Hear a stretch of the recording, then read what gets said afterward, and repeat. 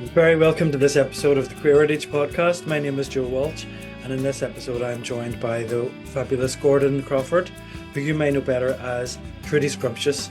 And Trudy, or aka Gordon, tells us all about the history of the Belfast drag scene and goes into a bit more detail about what it's like now.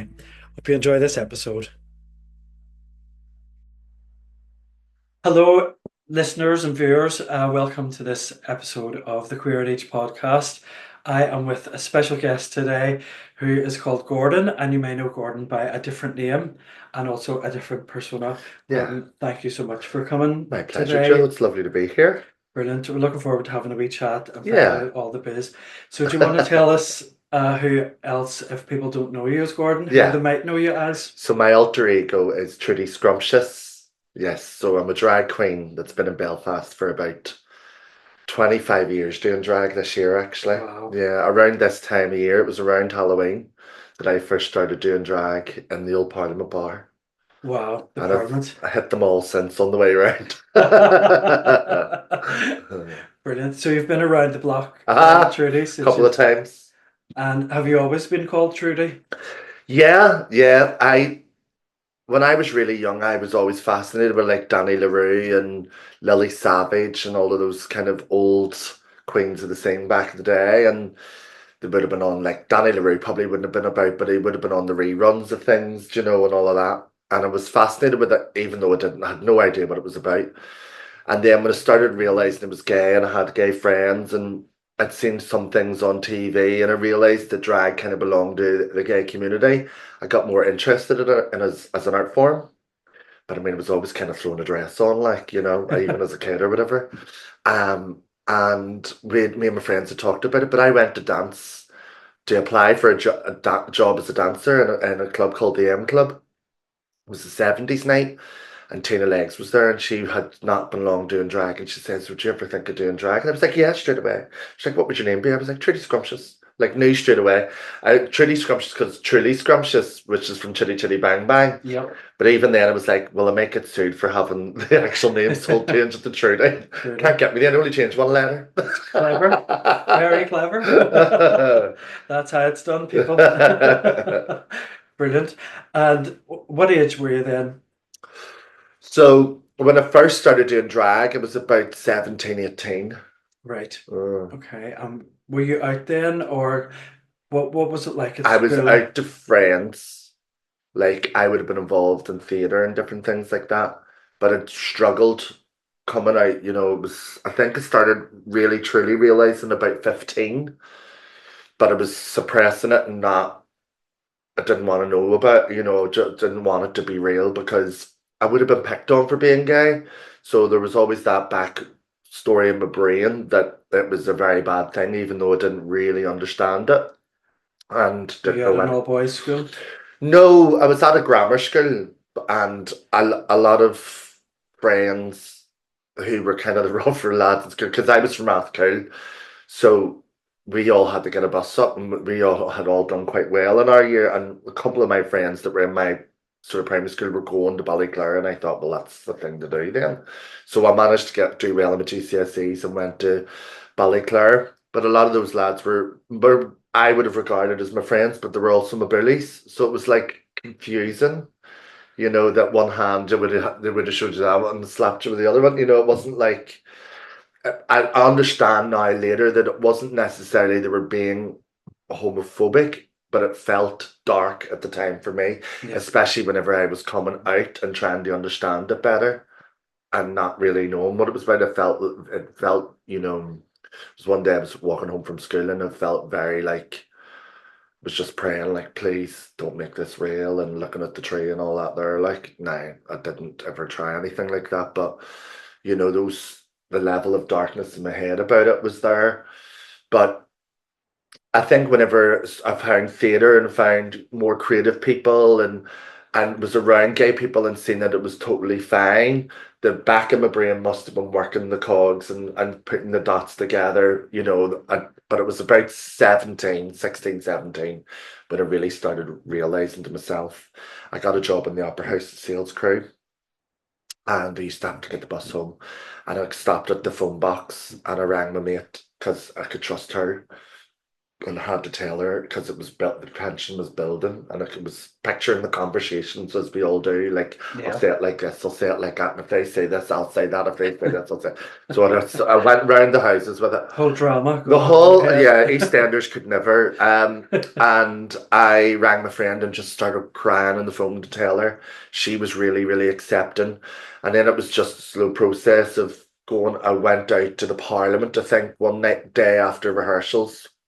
It was daytime, and I was 16, don't know how I got in, but that it was the Wild West back then. There was nobody doing that checks, like. Yeah. But and I was like, oh, this is gay. That's really gay, because everybody was having fun. Um, and then a couple of years later, I was out to a whole lot of more friends, and the Opera House staff used to go around to the Kremlin, to the Parliament, and I used to go around as a staff member, but also was like, okay, this is You found your what I tribe. found my tribe. Is really what it is. So then when I had gay friends, we all used to talk about drag, and who we would do it. We do it for Halloween. We do it for this. We do it for that. But my brain, I was like, no, I'm doing it like You're it's doing it. happening. Yeah. So So, it all kicked off about 16. First time I done drag was about 17, turning 18. And then when it's first done Trudy, I think it was 18, 19. wow. And where Mm. did you get your clothes? This is what fascinates me. Aye, well, all different places back then. I mean, there was no internet, there was no online shopping, there was no, all of that access wasn't there. So you had to be creative. I was lucky that I studied fashion, so I Right. could make some bits. Aye. Wow. When I say make, I don't know whether you'd own up to that if I looked up them now, but yeah, I did make some costumes. Top Shop used to be great. All the gays used to shop in Top Shop back in the day. And I think Top Shop knew it because they used to do clothing that was very for gay people, like mesh tops and Yeah. the big, everybody used to walk about in the big, I used to call them jazz pants, but the big baggy trousers with the big straps and all hanging off them, and Yeah. what you used to call the fruit boots. They're like Spice Girl boots. They all had their hair, and that's the thing about the gay scene back then. I think even if anybody gay now went back then and looked at them, it looked visually and smelt visually like a different world, Yeah. You can you know. identify gay people. Yeah, They were yeah, very different in their fashion sense yeah. from straight Oh, people. 100%. I think it was part of the activism of it, to be like, well, I'm defiantly gay because you're telling me I can't be. There Yeah. was almost a pushback with it. And then there was more gay people on TV, so that encouraged, particularly in Belfast, I think, they felt like it was the first time I probably felt like there was a community that was out and proud around that time. So I was coming onto the scene in that. I remember me not feeling comfortable, but seeing other gay people out on the streets. And I don't remember ever seeing them about Belfast really before then. I feel like it all started, there was bigger personalities coming through and not hiding in the corners anymore, and not covering themselves up in the street, the war who they were on their body sort of thing. And were you still at home then, 17, 18? Still And in Rathcoole, yeah. did you then have to bring your change of clothes to the Oh Parliament yeah, and get yeah. changed in there I was glamorously in the toilet, stuck or? in wigs and bits. Now Tina was good because I could have left a lot of stuff in Tina's house too, or in the bars or whatever. You would have. But I remember like trying to practice my makeup, and I was getting in my mum's makeup. Now my mum doesn't really wear that much makeup, so I don't know what I was really doing with it. She had this tattoo cover foundation, and that's what I was kind of stealing a wee bit of it every now and then to like Right. try and use for my foundation. It Brilliant. was fab. It was Good like stuff. Dulux for your living room, like it would have done it. But yeah, but then she'd come into the house and I was like trying to get it all off, like running into the bedroom. I'll come in now, yeah. Like, how can I get this off? I think she knew that I was You know, at it. I mean, I don't know, because she used to have this dress whenever she was a kid, and she had it with her when we were all growing up. And it used to be an our hot press. It was like a cobalt blue 50s dress. That's how you know you're gay, because you know the color of blue, not just blue. the exact shade. Shade of blue, yeah. Um, And I remember looking at it at half price and being fascinated, but it was too small to get it. And I must have been about 5 and I figured out how to climb. And I arrived at the top of the stairs and went, Mommy, look, as if she knew the whole time. It was in my head just. Yeah. And she was like, oh, very good, son. So I don't know why I felt like I started to hide it when I was older. I think it was because then I was starting to realise it came with the other secret of being gay. Do you know what Yeah. I mean? So, Yeah. And do you feel back then that there was a culture of shame yeah. for gay people? And It's only something that I really realised in my early 30s that I was carrying of that with me. Because I've been out from a young age and fully accepted by my family and my friends. I've been very blessed. but you're But harder on yourself. I don't even think that it was, but I know that it was because I got to a certain age and realised that you have to think back then, like the front pages were about exposing gay people. It was like cancel culture before cancel culture, That's and then there right. was Yeah. no real conversations about the long-term effects of mental health about that. I think we all just got through it. And Yeah, there was campaigns from the newspapers. There were following people who had been arrested in toilets and stuff, and it was yeah, always sleazy. yeah. Or Always, they were trying to out politicians or they were outing officers or doing anything they could to expose gay people. We were a target. yeah, And I I don't know. I remember looking at some of the articles in the papers. I had forgotten all about this until it came back to me recently there, and I remember seeing the articles in the papers and going, "Oh, like yeah, it was brutal.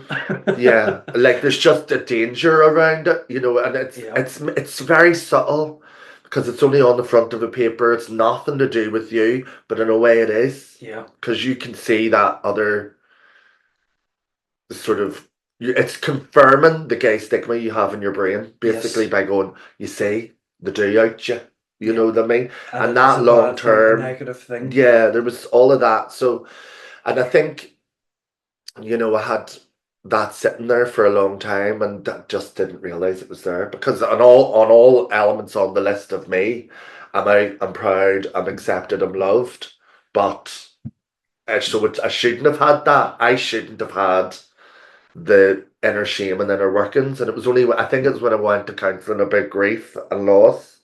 And I had a tough time for about a year and a bit. And I went to counselling. And it was only really after the counselling that I started to look at that because that kind of came up a wee bit in that. Right. Why there was shame, why I felt different, why I felt other than, you know, like compared to my siblings who were all straight and stuff. And that was working in my brain, It's you so know? interesting. Yeah, Yeah. even if you come from a love and accepted family, you can still carry that Yeah. internalized Yeah. homophobia as it's Yeah. described by the counselors. Yeah. So that was the situation, people, and it still might be happening today for young people. They could Yeah, be out and still have that at the back of their head. So if you need help with that, there's places like the Rainbow Project. Get in touch, and we can refer you. absolutely. They do Definitely, great work. because even though the older generations always are paving the way, and it feels like Yeah, it's getting better, we things like that are still yeah. I still still feel there. like talking to you people your own age, we're not great at it, but I think once you start the conversation, you find there's a lot more people that are going through it Yeah, than just you.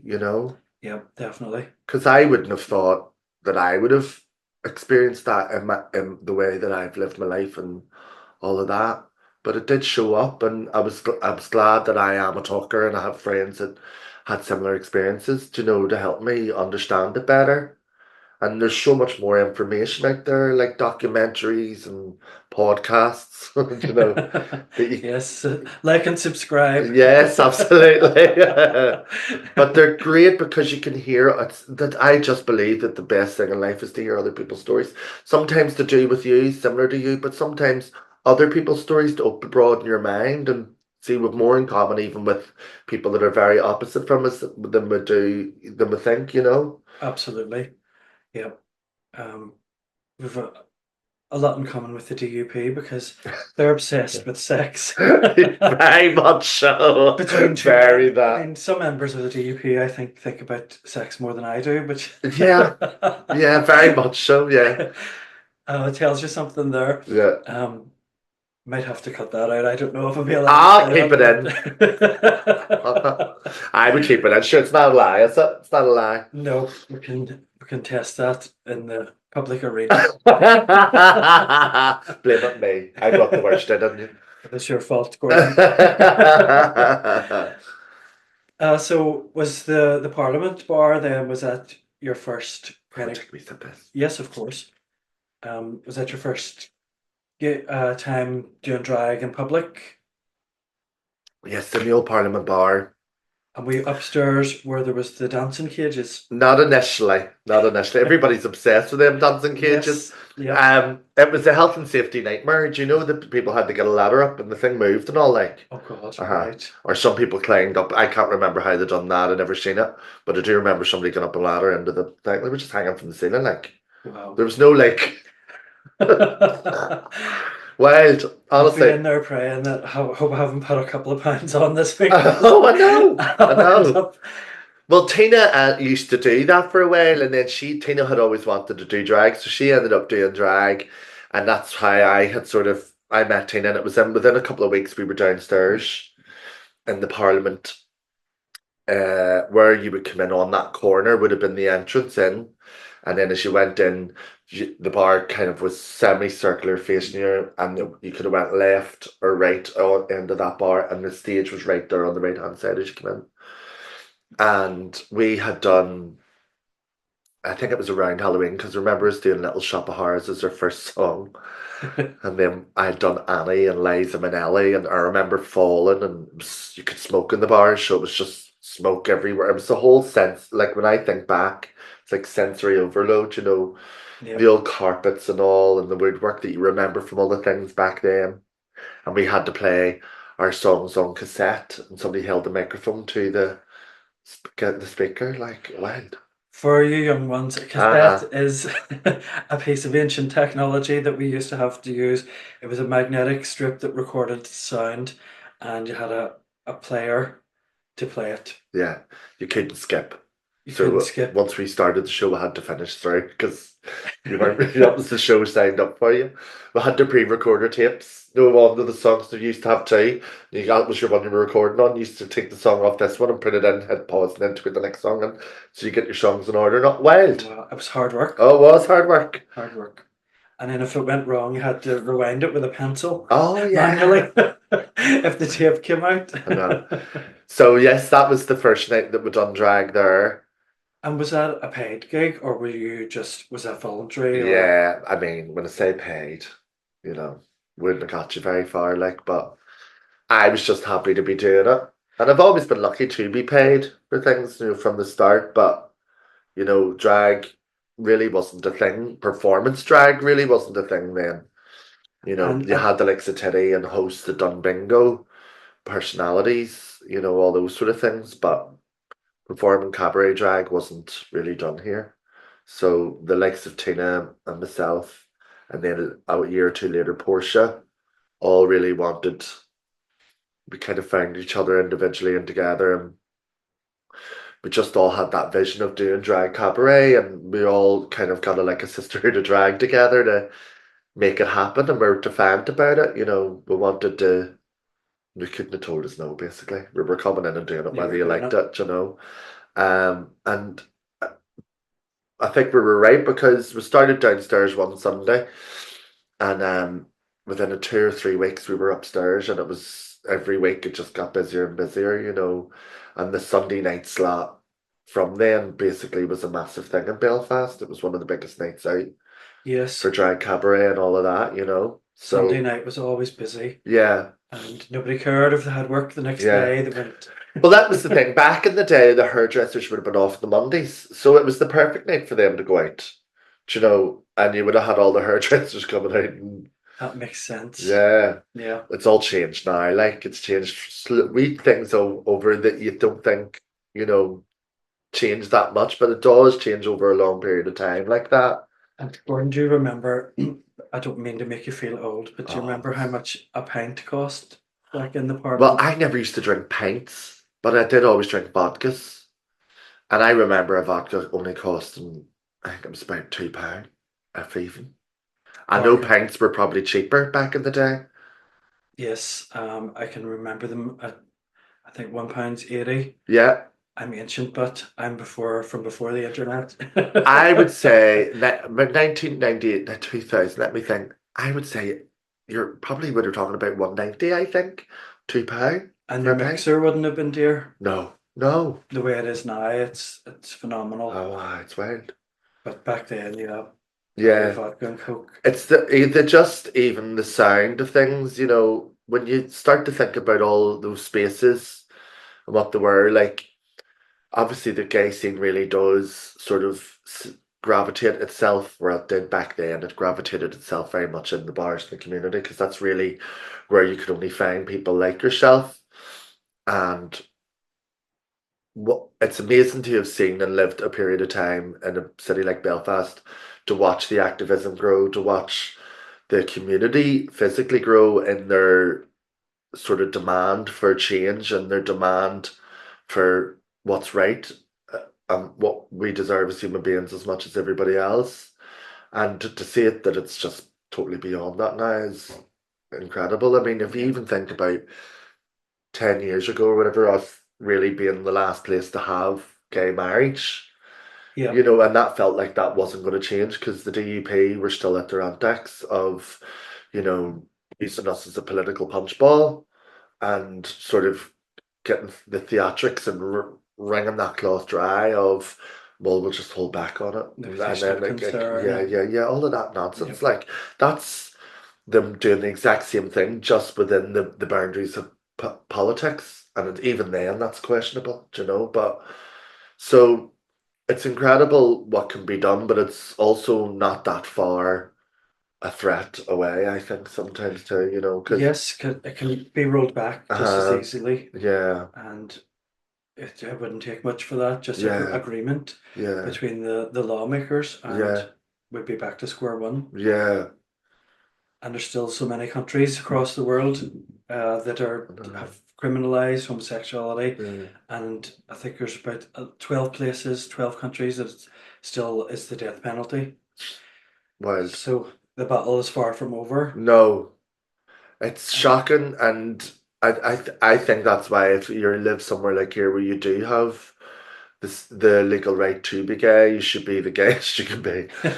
You know what I mean? yep, yeah, The to be out there and to be absolutely a beacon proud of hope and hope for, and love and good representation of, so that people, because it's definitely to know one is to love one. People being in the closet did affect other people's knowledge because then they'd just see the papers or they'd just hear what other people had to say. When it was your own son or your best friend or your cousin, well, we knew that you were a good person, so we knew that it wasn't going to change anything that what we thought about you, yeah. So it's those kind of stories and um real life situations that make a change. Definitely. And so when you're out there being fabulous, you're doing it for the people who can't be. You're being the Yeah, voice for the people who can't, exactly, who are exactly. still in the closet. And sadly, it's still the case for a lot of people, even I know. here, rural areas where there's Yeah. no support and it's hard to find your tribe. But we're here waiting for you. Yes. Get in touch, and we'll. I know that's the thing, it's in the era of technology and all of those things, there you can just reach out from there and have a conversation. That's just the starting point. I was watching the play and but was talking to you about it, the carve one, and there was a rural guy in that, and he had to find his way into the city and do all of that to find friends and partners and things that he really wanted for himself, but he knew that it wasn't safe in his own place.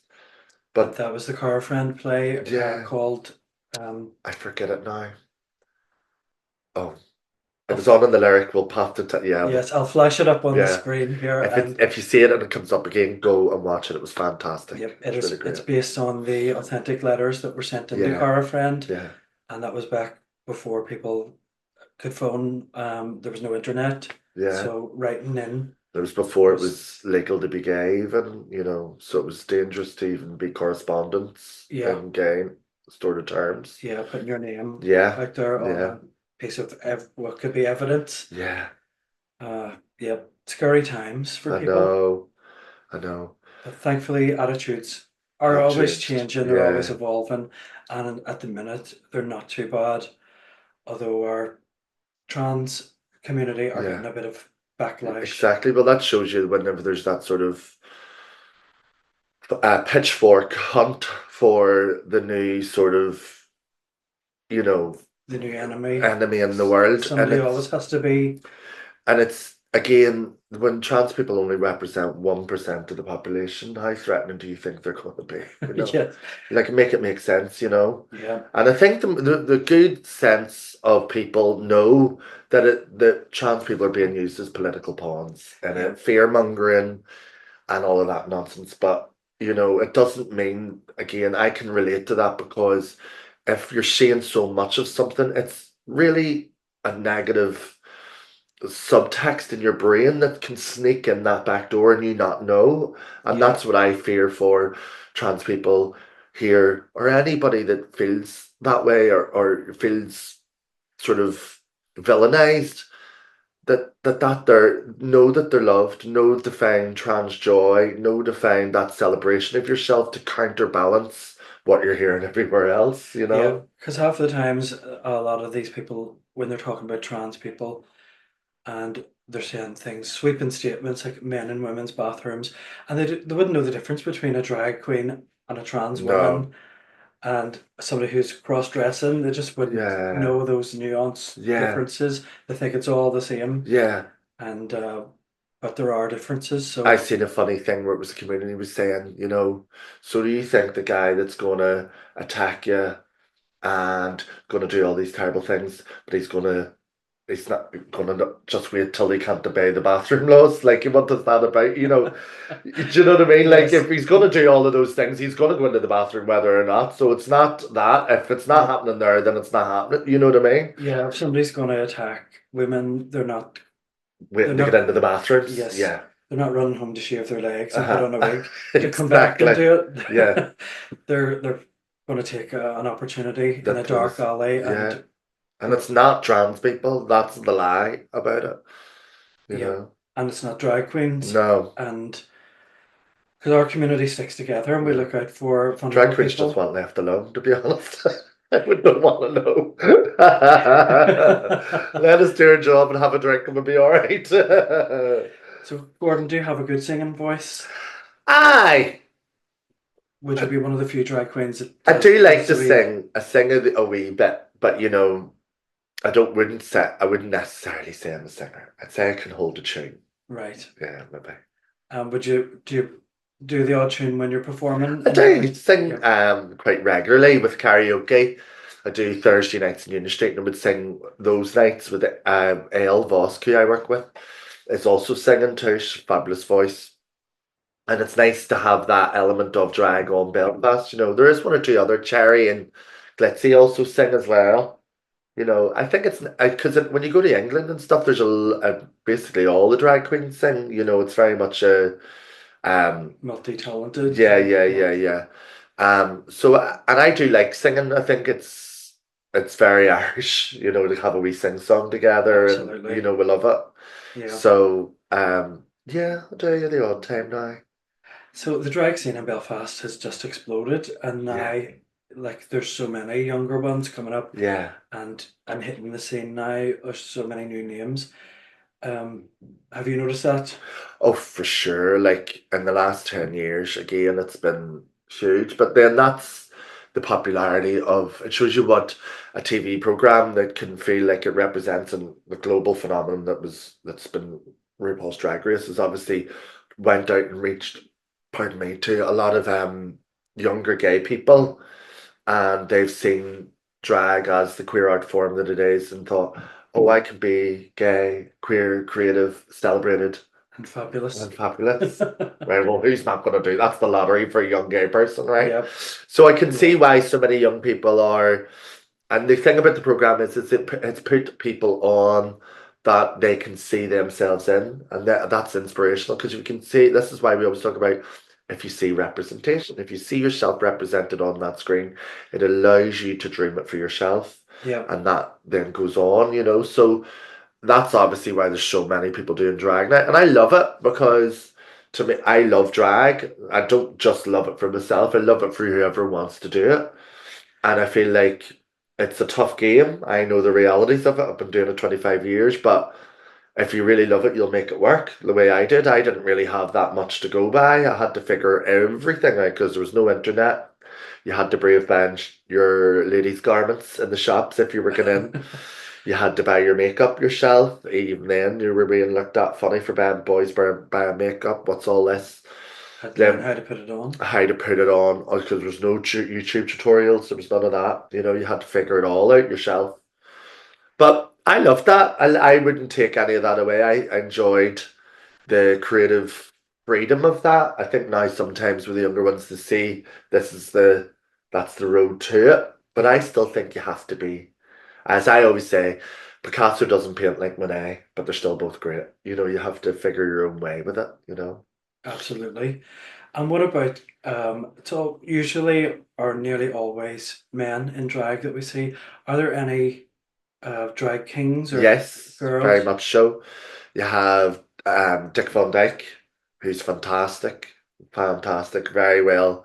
Has done amazing stuff for Belfast. Gemma, who's Dick has done stuff for Queertopia with Electra. They're on in Dick's on as one of the hosts in the Cabaret Supper Club. Has done their own shows. Right. Um, and just this week there was over in England performing as well at a big event in Newcastle. So amazing. Very funny, and a great performer. So there's comedy involved Oh yeah, in the that's drag. an Dick is an all rounder, and we have Carl Lingus, and there's a couple of other ones that are starting out younger as well, which is great.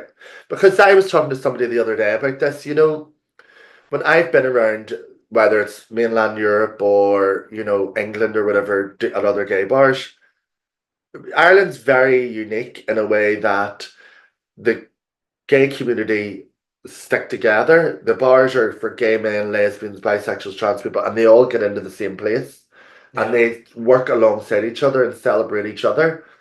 I've been to other places, and it was a wee bit of a shock to me to go to other places and go like, "You've no lesbians here. Like, where's the crack?" Do you know what I mean? Like, and I think that's a beautiful thing about our communities here is that we kind of have them It's mixed. mixed in because that's really where you get a true sense of what we're about. Yeah, the You whole know? community in Yeah, one place yeah, rather than segregated yeah, nights. yeah. And we do have those as well. We Well, have that's good. like Yeah, Boo Boo Boo and Boo and stuff. Cherry, which Cherry.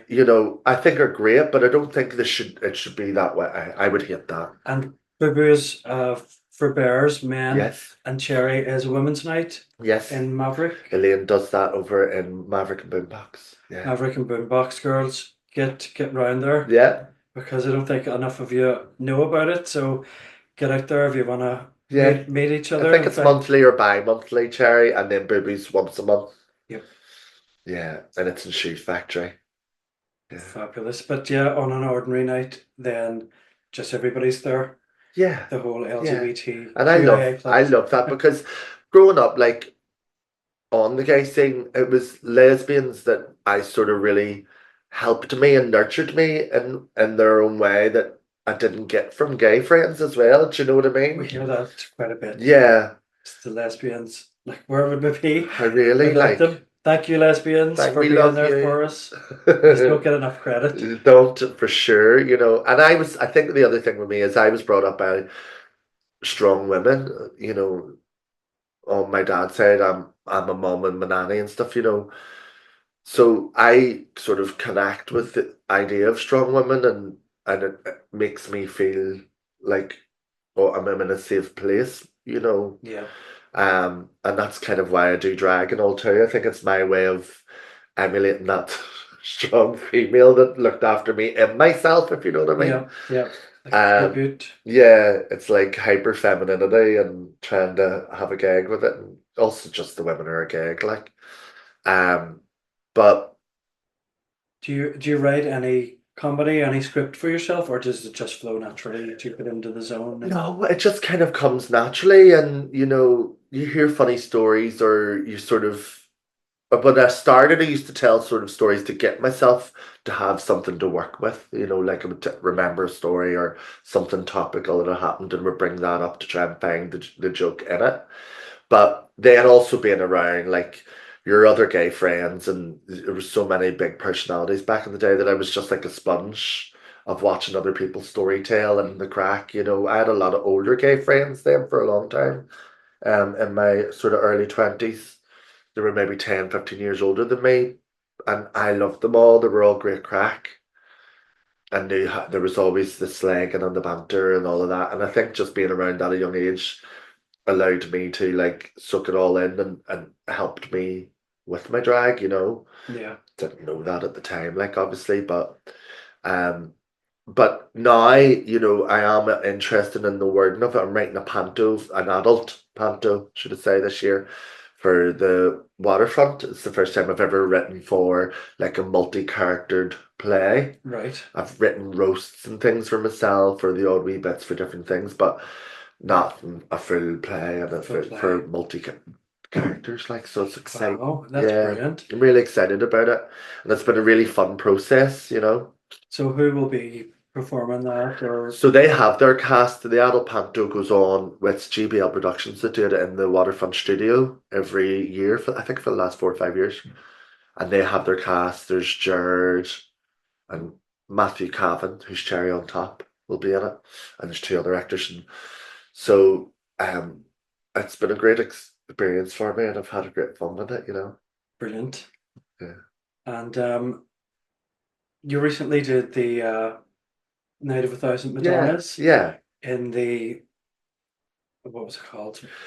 Mandela Hall. Mandela Hall. Yeah. Do you ever get that when somebody says, "What was it called?" You got a blank. Nothing was called anything ever. That's Yeah, what happened to me yeah, that's blank. there. So the Night of a Thousand Madonnas in Mandela Hall, that was absolutely fabulous. Yeah, it was great. Where did that stem from?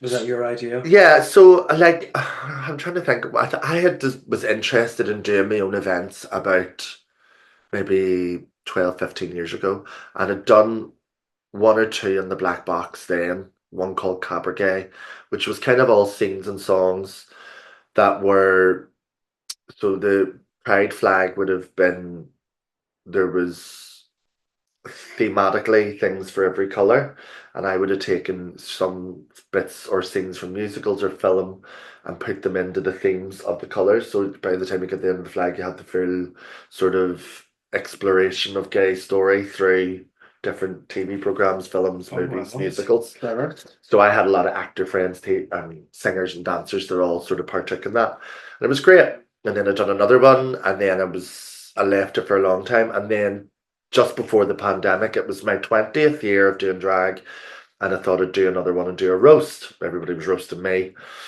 and yeah, it was brutal. Like, but you know what the worst thing about I it can was? imagine. The worst thing about it wasn't even like the drag queens. The drag queens kind of took it easy enough. It was my friends and my family.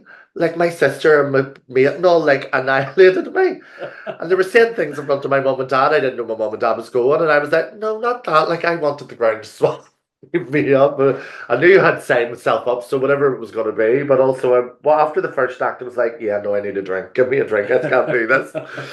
But it was brilliant. So I really enjoyed that. The pandemic happened, and then I had a couple of ideas about doing more roasts and other things. And then I thought, right, it was I think it was coming up to an anniversary of Madonna's of some way. And for me, I've always loved Madonna. I mean, one of my first experiences getting into the Kremlin, it was Madonna's Ray of Light was playing. And that to me, that was like, love that. I love that Yeah, anyway, but to hear it in a club with other gay people, I was like, oh, fabulous, like, yeah. great. It's like a So, theme tune or background music to well, Madonna's the time. whole career has been that for me because I'm such a Madonna fan. But Yeah, I know that everybody knows his Madonna song, and it will put them in a place. yeah, for sure.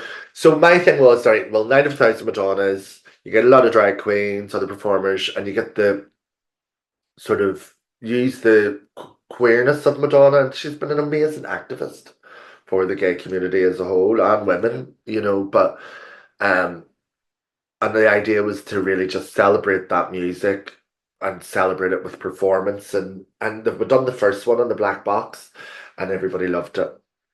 A couple of people were saying to me like, "So are you on for the weekday?" And I was like, "No, this is just one night. Like you couldn't get this amount of drag queens in Belfast every night Yeah. because they're all doing their separate gigs as well." So I was going to do a different thing, and then I thought, right, I'd done a roast, and then I'd done another roast where all the drag queens roasted each other, and then I thought, right, I want to move it into a bigger space because our tickets were selling out, and I felt like we could go bigger. So we went to Mandela Hall with 90,000 Madonnas, and it was great. Absolutely fabulous. Yeah, I enjoyed every minute of it. I loved it. Being a Madonna fan myself. You are a Madonna fan, right? Yeah. Okay. What's your favorite Madonna song? Oh, it has to be Vogue. It's Did you not just, Vogue? yeah, Yeah, yeah, yeah. Vogue. I just think at that time I was sort of coming out, and Yeah. but the Rev Light album is when I was actually out. So I Uh, remember the songs from that yeah, yeah. very vividly Yes. from the scene. But yeah, I love all things Madonna.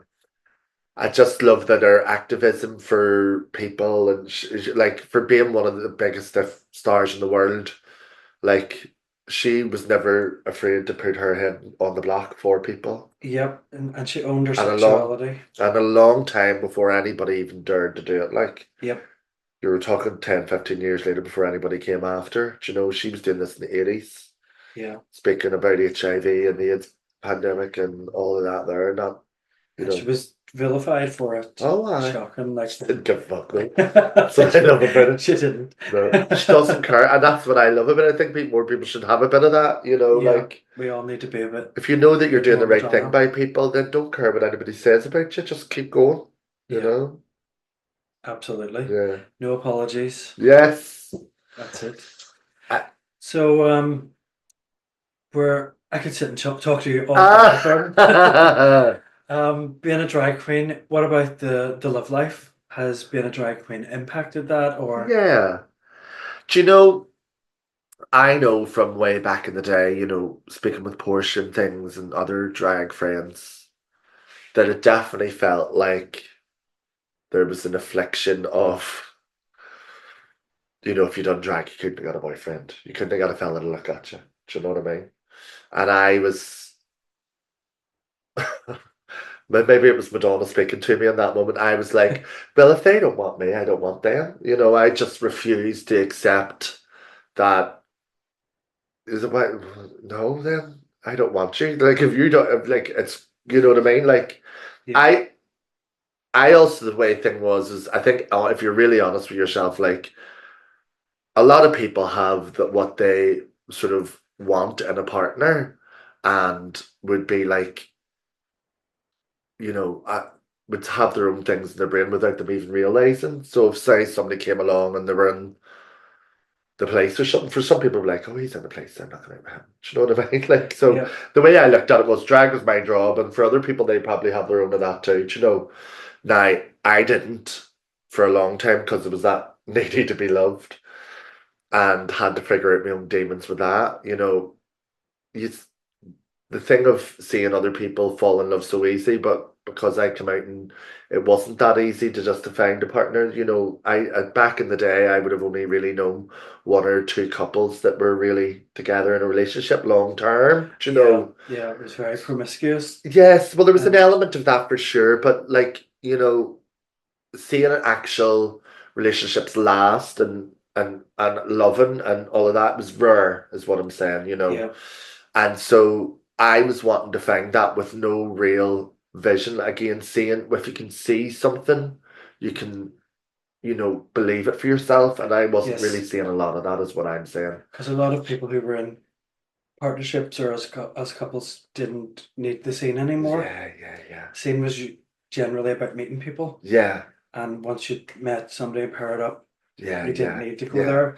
Well, I think it was because of there was probably it was an element of the promiscuity too that they wanted to stay clear of that and Yeah. protect the relationships or whatever. I mean, that's all hyperbole, but like, um, what I mean by that is like for me, because I was so wanting to find it, I couldn't see it. I struggled for a long time, But then whenever I was at the council, it really blew my brains out because she said, "Well, what is it you look for in a partner?" And I didn't have one answer, and and she didn't have to say it because I knew what it meant. As well, how do you know what you're looking for? Yeah, how will you know when you find it? And all this time I was looking for it, looking for it, looking for it, and I was always like, I'm just looking for someone to love and to love me back, and no. Well, what if they come along and you don't know what you're looking for? She said to me, go and think of five things. And in my brain, I thought, well, that'll be easy, five. And I struggled to get to three. And really, Yeah, you should have a list of five because it's for you too. yeah, You should have yeah, five things you can say absolutely meet the requirements of what you want to find in a partner. And it shouldn't be appearance. It shouldn't be that. It should be like they're trustworthy, they're loving, they're kind, they're funny. They're all those things of who they really are yeah, is what it should be, you know? yeah. I was stumped by a question. I done a life coaching course once, Right. and the question was very simple. What does happiness look like for you? And I was like, you would have thought she'd asked me to calculate Ah. some algebra. I was like, wow, stumped by that question. And I had to go and have a think about Yeah. that and really sit with that because it's not a question you ever ask yourself. You just Uh, assume you're going yeah. to know. So Yeah. on a similar vein, I suppose if you're looking for something, but it's only a concept, Yes. you're not going to find it. You Yeah, need to you be, have to kind of design it for yeah, yourself in a be way. specific Yeah. and then put it out there to the There should universe. be, yeah, a bit of an element of sadness in it too, because you're like, well, how did I not know? Like, you know, like, or Yeah, why wouldn't I have thought for myself to be kinder to myself, to find happiness for myself, to know that I am worthy to desire certain things and qualities in a partner, you know, all of those things. But I do know, of coming back to the drag queen thing, I do think back in the day, you know, that people did sort of thought, oh, well, that's too much to take on. There was this notion of a drag queen being hard work. And yes, there's elements of it. But I think once people realize, you know, there's actual people behind it, it's creativity, you know, it's celebration of queerness and seeing other drag queens on TV, I think really changed the game for a lot of people too. yeah, My partner, Stephen, we're together 8 years and he knew what he was getting into when he was, you know. But he's very supportive, very loving, does drives him to the gigs when he can, and he enjoys it. You know, I yeah. don't think he loves it, like, but it's not his full thing. But he loves that I'm happy in that, you Yeah, know, and he's happy to be on the yeah, periphery of yeah, that. yeah, yeah, yeah. And he ends up in random situations with me because I'm doing drag some random place. He's like, that was a gag, do you know, like what is going on?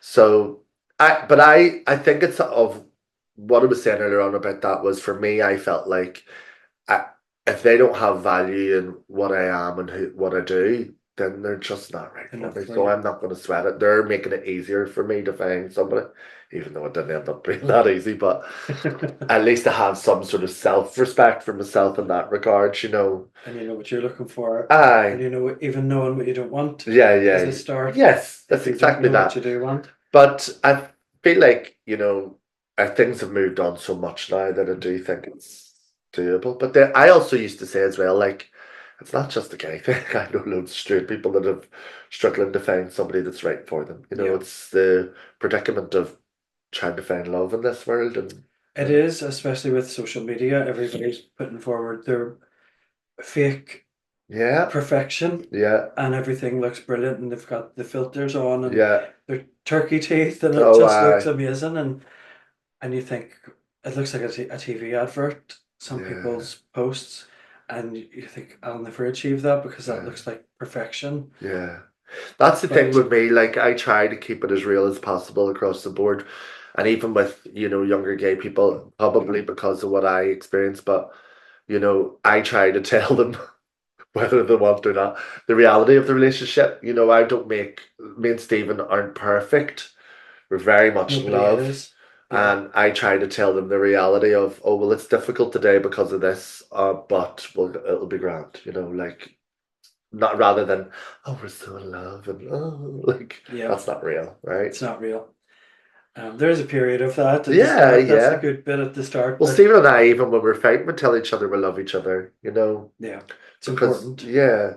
And we've had to figure some things out ourselves, that works for us. And it's still like, it's probably the longest relationship that both of us have had. So it's every day is brand new, that way. Yeah, So, because when we were growing up, I mean, we only had mainly role models for relationships were on soap operas, yeah, and they would maybe have a very low bar, somebody cheated or whatever, and that was it. You're dead yeah, to me, and they uh, walked away after years. yeah. But real life is very different. Yeah.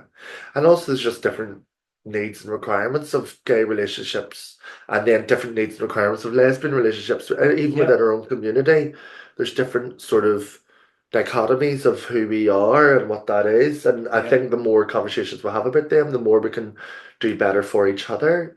yep. We're so versatile, Yeah. and also there's forgiveness, Yeah. which you don't see a lot Yeah. of, and Yeah. soaps.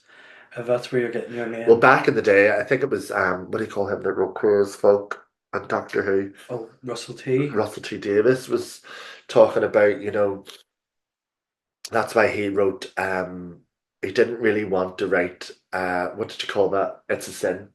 Yep, Because when he grew up as a gay writer in the 80s, 90s, and all that, there, all it was tragedy. It was an HIV/AIDS storyline, it was gay drug abuse, it was, ostracized from your family, terrible coming out stories. And he just was like, I don't want to add to the trauma anymore. yeah, Because he was experiencing it in real life. He didn't want to put it all on the page. It was traumatizing. So he had avoided writing those type of stories until he found the place and time that he wrote It's a Sin.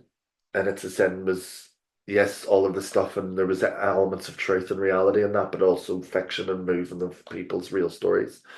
But there's a bit of joy in that as well. there was joy, and then you can Happy find times, yeah, your in that, and it was, I thought it was accidentally done. yeah.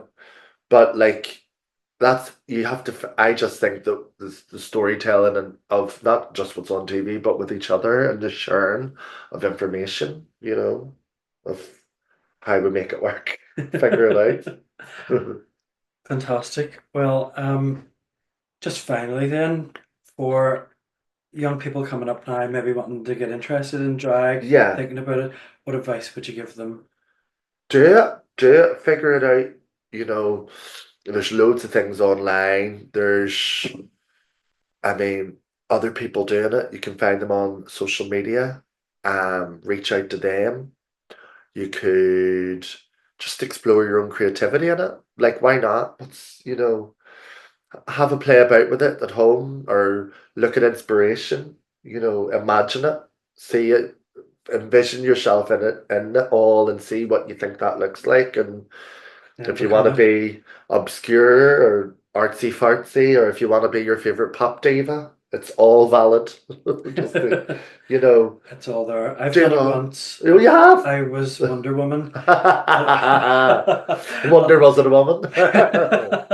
Yep, a few prides ago back in the thinner days, Oh. but still have the costume, but I haven't put it on again since. It was hard work. Oh, it is. Hard work getting rid of all the body hair and Oh. sculpting a female face out of this with thick makeup. It was hard work. So I learned hats off to anybody who does that Aye. for a living because it's not easy. It's tough, and but I mean, I do love drag naturally, and being creative, and drag is one of those things that incorporates everything that I love, like fashion, performance, makeup, a lot, comedy, everything. So I love it, but it is tough when sometimes when it's your body's sore or the crowd's drunk and annoying you or whatever.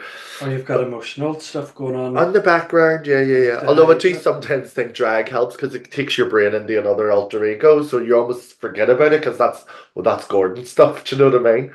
But for me, my mum always said, if you do something you love, you'll never work a day in your life. I've heard that before. And I love that because I do love drag, and when the job does get difficult, yes, it may feel more difficult, but it's easier than doing something that I didn't love. So it Absolutely. allows me to be grateful that I've had this career. And do you have a job outside of drag? Outside of drag, always done like makeup, but I haven't really done makeup in a long time. I've done do the odd bit of acting. It depends on the project. Right. So if there's a project that comes up outside of drag, I'll look at it, and that's with like the panto script or whatever, and take that other opportunity, you know. Um, but yeah, I've done all bits. Makeup, acting, some writing now, some singing, some performance stuff, some styling things, you know, costume making the odd time. So, Wow. Right, and be in touch about oh, right, okay. that. What For have I done? no, if I decide to take the plunge All right. into the drag scene, I think I'm a wee bit past it now I'll because never, never, never, never, never, never play old 49 and enough. three Oh, quarters, you're and not 49, are you? I absolutely, think you're doing well enough. and I had my drag name. I think there might already be a drag queen already called Crystal Queer. Crystal Queer, not that I know of. So I give that name away to our film club. So it's Oh, the right, Crystal Queer Film Club right, because okay. I'm not using it. Crystal Queer, I love it. So where can people see Trudy these Um, days? so I'm on Union Street on Thursdays for microphone karaoke, Sunday for Purple Sundays. Where else do you be? I be sometimes it's we do myself, Pauletta, Stiletta, and Roxy Tumbledryer do the drag brunch. So we do once a month in Tipsy Bird and once a month in the Balmoral Hotel. Oh, gosh. And I'll be everywhere. You look out for me. I'll normally post about it on my social media if there's something coming up, you know. So Great. So this is 2024. If you're listening in the yeah. future, Hello, um, future. hello future. You might have missed it, but Trudy might still be going. I'll still be there, but yeah. Trudy will still be there. What is it? The post-apocalyptic is Cher, cockroaches, and me. So there's not going to be an end for drag for you. You're going to do it Not, until not in the immediate future, anyway. No, no. Even if it sort of brought it all back, I still think I'd want to do it on some level, you know. yeah. There's something fabulous that there's a documentary, I can't remember, is it Ellie Mae or Maisie maybe or something? It's a drag queen that's like in her late 80s, early 90s, still doing it. They do Well, this 1 week gig about a week and the way they go and get themselves on. And I love that. To and me, that way. Tina and Titty, haven't they? But we're not going to compare them to 80-year-olds. But no, But but because I want to try and keep you alive, is what I'm doing here. absolutely. No, they retired and came back again, but Well, that's it. Yes, yeah, they yeah. couldn't stay away because it Well, was that's it. just Yeah. you're drawn back into it. So It is. I think when it's in your DNA, it's in your it's DNA, more you than a know. career. It's Yeah. in you. And it's just, you kind of, to me, it's like a celebration of queerness drag and being other than and also finding your tribe and being celebrated for it, you know. Yeah, And if you're a performer, you want to perform, you know. I don't that's think it. that ever really leaves. You just need to find a new avenue for it, you know. Yeah, and it's always been part of our culture Yeah, as far back as you yeah. can remember. And So I always think of like drag queens as being a bit like the witch doctors or the you know like shaman of a community, you know, and it's like telling the stories and going forward and being a sort of beacon of something where people gather around. It may not always be about us, but and at least it's a communal thing, you know. absolutely, if you're a drag queen, there's no doubt about what your background is. So people can approach you and say, Yeah, and come out maybe, or yeah, tell you yeah, things. yeah. And you probably get a lot of drunken rubbish, hearts Well, poured out, and yeah, there's very much about that, but then I get that out of drag too, you know. But and I love it because I think I probably attract it in some way because I'm very much about people's stories and letting people be heard, yeah, you know. well, that's Which another. that's why I think this is great because so much of our queer history can be put down and other people can tap into it, come and go with it and all of that. And For sure. I would encourage anybody that has stories to tell, come down. Come down, get involved, and come Yeah. on and have a chat with us. We'll be happy to record anything. Yeah. It's Yeah. great what you're doing, so thank you for doing it. Thank you so much for coming in, No Gordon. We pleasure, really thank you. appreciate it, and we'll see you soon. Yes, thank you. Bye bye.